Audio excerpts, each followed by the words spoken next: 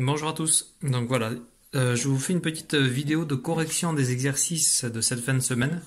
Donc ce sont des exercices qui portent sur la lecture de la lettre E lorsqu'elle est située devant une double consonne. Donc c'est-à-dire encore une fois le son E. Ici je vous rappelle que c'est le signe qu'on utilise en classe pour montrer le son E. Donc c'est un peu comme une casquette, vous savez, une casquette où la visière irait vers le haut. Alors le premier exercice complète chaque mot avec donc L, et, R, S, N. Ça, aucune difficulté, ils vont y arriver. Vérifiez bien que l'enfant connaît tous les mots, notamment éolienne, épuisette, la maîtresse, la mouette. Bon, tout ça, ça pose aucun souci. Vous demandez à l'enfant de faire cet exercice, et pour cet exercice, vous lui demanderez même de se corriger tout seul. Alors comment il peut se corriger? Eh bien c'est très simple. Avec la maison du E ici, toutes les réponses sont présentes sur ce document, donc il est capable de se corriger tout seul.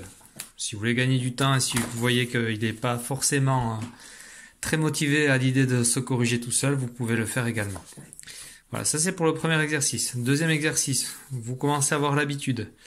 Alors ici, je vais juste passer un peu plus de temps là-dessus pour ceux qui ont quelques difficultés. Donc ici, on a le mot vert. Je vous rappelle, deux façons de mener le travail. Dessine un rond pour chaque son, puis coche le son « E ». Donc ça, c'est la façon experte. Hop, vert, j'entends « V »,« E », « R ». Voilà, donc ça fait 3 sons. Et je situe le « E » ici. Un enfant qui a plus de difficultés, on lui fait le rond et on lui demande « Tiens, tu me dis à quel son correspond chaque rond ?» Voilà, ici la chouette, donc « ch »,« ou »,« e ». Alors ici, c'est là où le bas blesse. Je n'ai pas les corrections des exercices. Et parfois, je me confronte à ce petit souci, c'est-à-dire que je ne reconnais pas le dessin. Donc voilà, là vous avez le dessin en couleur. Si vous êtes capable de reconnaître ce qu'il représente, eh bien écoutez, vous partagez la réponse, parce que moi, voilà, ça fait 10 minutes que je cherche. Moi, ce que j'ai de plus proche du dessin dans ma tête, pour moi, ça serait une antenne. Voilà, le mot antenne, au moins, il contient l'écriture du E avec E2NE. Donc, on va partir du principe que c'est antenne. Pour antenne, N. Même chose, serrure. Donc ici, c'est là où il y a le plus de sons. S, E, R, U, R. Voilà. Et antenne, ant, E, N. Voilà. Donc ça, c'est la correction de l'exercice 2. Exercice 3. Surligne la lettre E dans les mots quand tu entends E. Alors ici, ça signifie qu'il y a des pièges, puisque tous les mots ne contiennent pas le son E. Alors ça, c'est un exercice très très bien, parce que, vous avez vu, on fait des systématiques. On travaille le son E, on va rencontrer que des mots avec le son E. Ici, on a vu, ça fait quelque temps quand même, qu'on travaille la lettre E, mais qui est associée avec un ER par exemple, ça fait R en français. EI, ça fait E. Enfin, on la voit souvent associée avec la lettre qui suit. Et parfois, la lettre qui suit ne vient pas créer un nouveau son. Donc, exemple ici, melon. Ici, il y a une aide précieuse pour l'enfant, c'est la petite vague qui vient lui préciser les syllabes. Et je vous rappelle que les syllabes correspondent à toutes les lettres, tous les sons que l'on va lire ensemble. Donc, cette syllabe, on va lire me et e ensemble. Donc, on ne va pas dire ça melon, mais melon. Donc voilà, ici, difficulté peut-être, mais je pense que dans l'ensemble, ils devraient s'en sortir. S'ils ont des difficultés, vous vous rappelez, regarde bien la syllabe. Ici, on voit que la syllabe nous dit qu'il faut lire toutes ces lettres ensemble. Donc, ça fait ch, l. Voilà. Et puis ça permet de revoir des sons complexes, notamment les AU, EAU, EU, etc. Ici, alors pas de difficulté majeure, si ce n'est que là on étudie le code, donc on a tendance à chercher des correspondances au niveau du son. Là c'est plutôt au niveau du sens. Donc ici l'allumette, je vais la relier au feu, que je vais également relier au briquet. Vous avez vu, ici c'est la notion de feu qui relie tous ces éléments. L'éolienne, je vais la relier à cet arbre qui est soufflé par le vent. Et c'est tout. Et enfin l'eau et le puits. Voilà, ça, aucune difficulté. Je continue pour la suite. écrit les mots obtenus en ajoutant le son proposé. Alors ici, le son qui est proposé, je vais déjà vous le traduire et après, vous trouverez vous-même la bonne réponse. Ici, le premier son, c'est le son P. C'est-à-dire qu'au début, on a le point fermé situé près de la bouche et P. On fait ça. P. Donc P plus L, ça fait une pelle. Donc l'enfant écrit une pelle ici, en attaché. Ensuite, le deuxième son, c'est le son S. On voit que la main forme un S. S plus L, ça fait une selle. Et pour terminer, donc ici, on a le son T. T, ça consiste T. On voit très mal, désolé. T. Plus Ré, ça fait un trait qu'on a ici. Voilà, bon. Voilà. À partir du moment où vous êtes capable de traduire les sons, l'exercice n'est pas difficile. Ça vous permet d'apporter l'aide à l'enfant s'il ne les reconnaît pas. Ici, lit et dessine. Donc, tout est décodable par l'enfant. S'il a des difficultés éventuellement sur des sons complexes, alors le O et N, peut-être que certains vont oublier que ça fait ON, donc on le rappelle. On rappelle aussi à l'enfant d'essayer de tout faire de cette façon-là. Colorie la salopette de Kamel en vert et violet.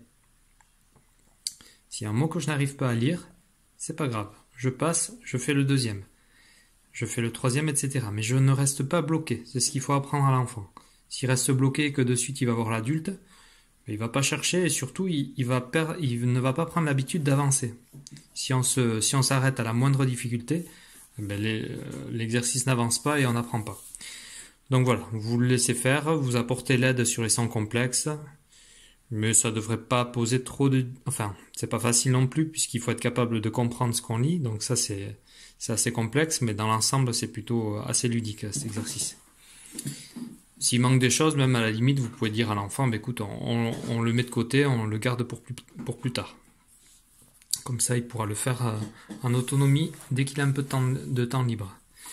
Et enfin, ici, je vais vous expliquer comment mener ça. Hop, la feuille est un peu mouillée.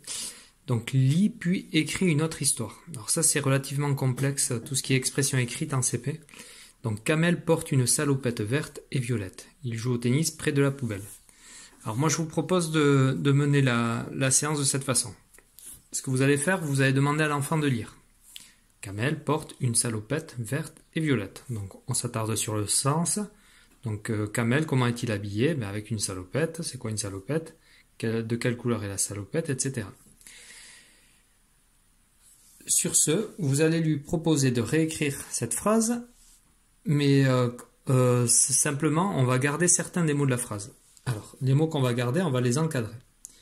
Exemple ici, on va garder le mot porte, donc le verbe. On va garder ça. Et c'est tout.